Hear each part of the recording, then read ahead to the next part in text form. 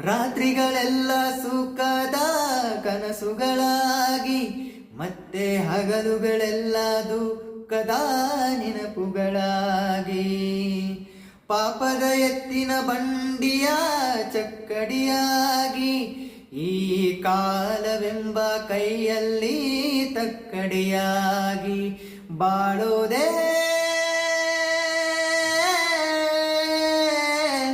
ಇಲ್ಲಿ ದಿನ ದಿನಕ್ಕೂ ಕತೆಗಳಾಗಿ ಕಾಡುತ್ತಮ್ಮ